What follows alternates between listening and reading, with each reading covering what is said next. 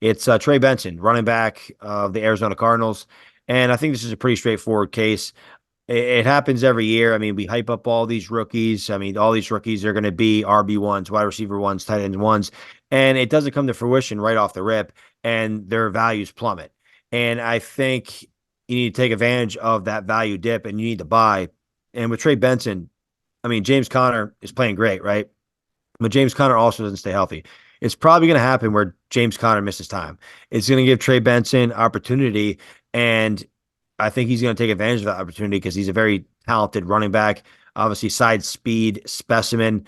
They drafted him in the third round. I do think he is going to be the starting running back next year. So if you can get him for a second round pick, I think you're going to get a massive return on your investment. The second he is named the starter for the Arizona Cardinals next year, he's easily worth a first. Trey Benson is just very talented. He hasn't played very much thus far this season.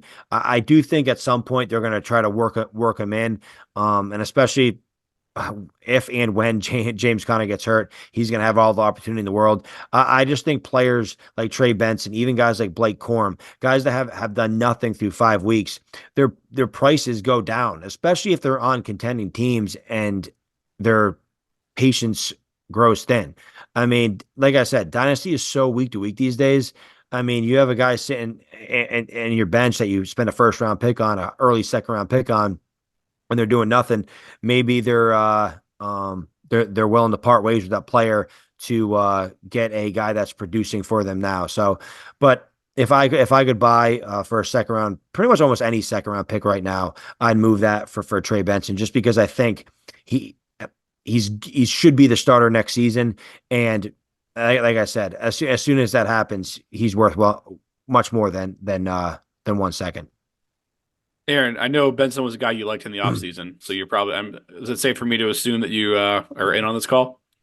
Yeah, I definitely like that call, and you have a good memory. I think pre-draft, I drafted him like 110 ahead of Brooks in our mock draft. So yeah, I was really high on Benson pre-draft, and yeah, he definitely has the stock draft stock as well. And yeah, I've liked the little spurts I've seen out of him this year as well. But yeah, I think if you can find a manager who has him that has easily forgot about him, I think yeah, definitely an extreme buy low candidate for sure. And I love that Kyler Murray's kind of risen to the challenge this year too. I mean he's leading that offense that you should be able to feel comfortable in the Arizona offense here in the next foreseeable I guess future really too. So I like running backs in good offenses as well. So it kind of checks all those dots for me. Do you guys think this is another case, kind of like we talked about with Tolbert, where he's someone that you are looking for like a late set, give up like a late second or a third round pick for him, or including a bigger trade type guy? I don't think anybody's selling for a late second or third. I'd be okay even selling an early second right now for Trey Benson. Just because, like I said, I think he's going to be the starter next year, and James Conner um is most likely going to miss some time at some point this year. And even at that point, if Trey Benson comes out and has a few good weeks, he's probably going to earn himself a piece of that backfield. So I just know I have Benson in a league and I wouldn't sell him for a mid to late second or a third. I would definitely need an earlier second. I mean, I know some people like Aaron took Benson in the back end of the first.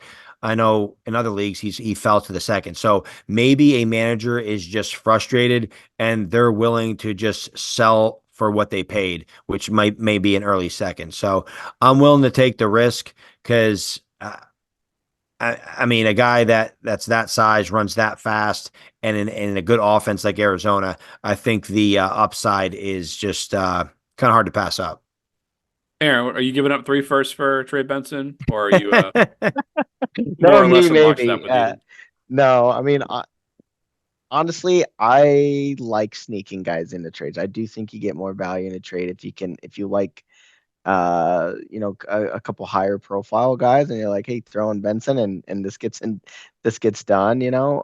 But I think it honestly it probably just depends on the league and the manager Because yeah, sometimes those 1-for-1 trades can get a little like nitpicky. So I mean, you might have to be willing to give up like an early second, or else that manager's like, nope, no deal. So I mean, if I think early second is definitely a price point I would pay for. Yeah, probably not a first, obviously. Yeah, I would rather go the route I'd sneak him in or just a second, as Ethan said.